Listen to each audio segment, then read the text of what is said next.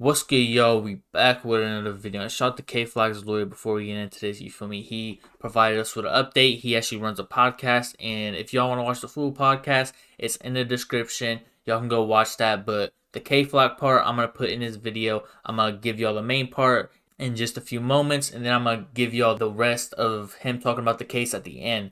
But the main part I want to talk about is this. Now, I'm gonna shift gears a bit to a client I'm representing. I get a lot of emails from people regarding a client I have named K Flock. He is a young rapper from the Bronx who's been in jail for over 6 months on a murder charge. The case has been moving slowly, entirely due to the amount of discovery. That means the evidence, potential evidence, anything that the government, that the state is doing to investigate the crime, but they have to turn that stuff over. That's what discovery is. And it's a simple case on paper. There was a shooting in broad daylight in Upper Manhattan. K Flock, his real name is Kevin Perez, is accused of shooting somebody.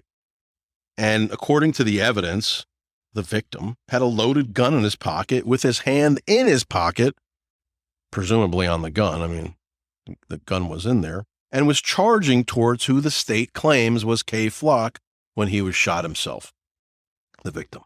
But there's a ton of discovery being provided as to what occurred in the days before and even after the shooting, because a police investigation doesn't always just investigate the crime itself, but what caused it, especially in a case which so clearly the shooting is, according to the state, is a product of self-defense by the defendant, who they claim the shooter is.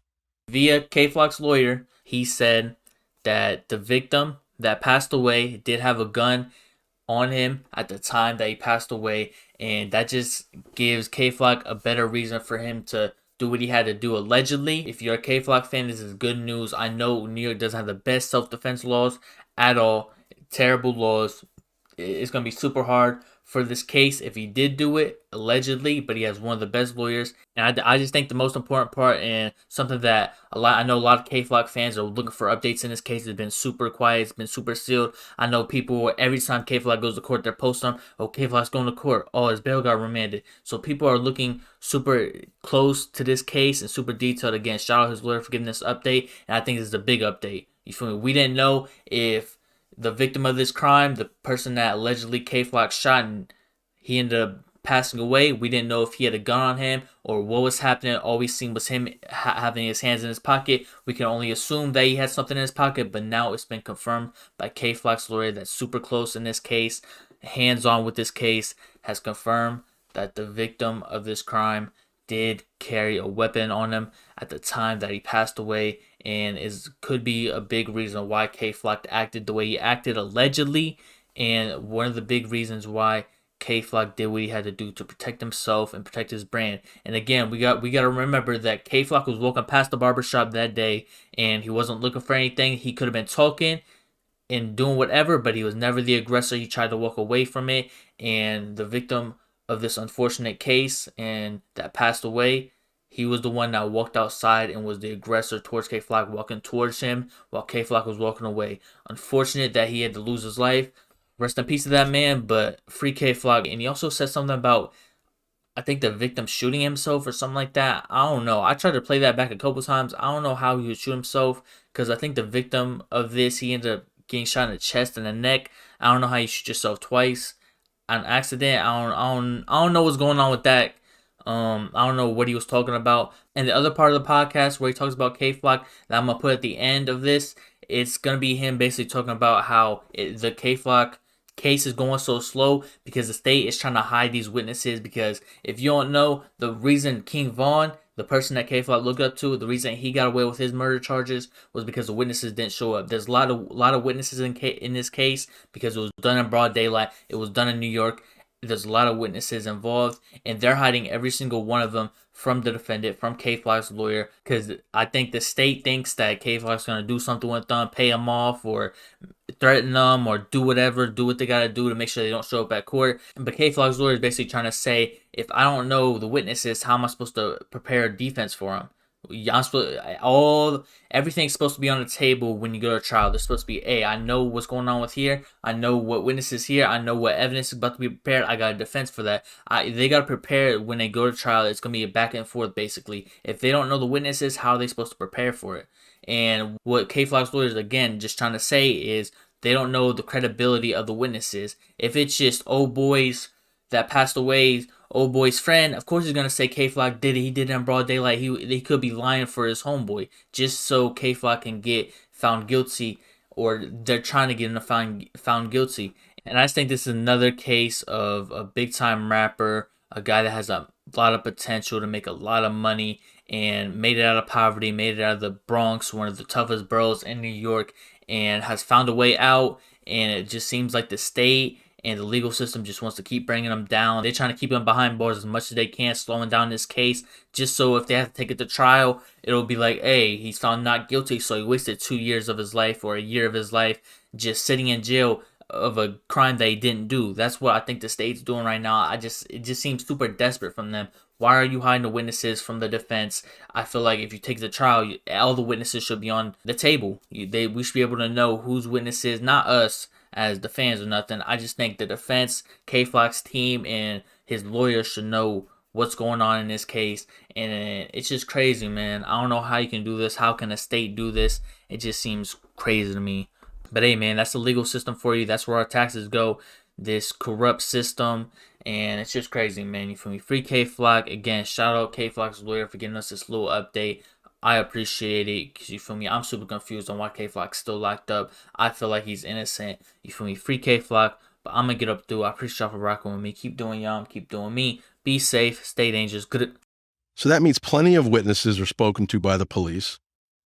People who allegedly spoke to K Flock and who could testify in the case against them. All these people were interviewed, dozens. People who were present during the shooting, friends of the armed victim. Sometimes these people have criminal records. We don't know who or who is not going to be an actual witness in the case.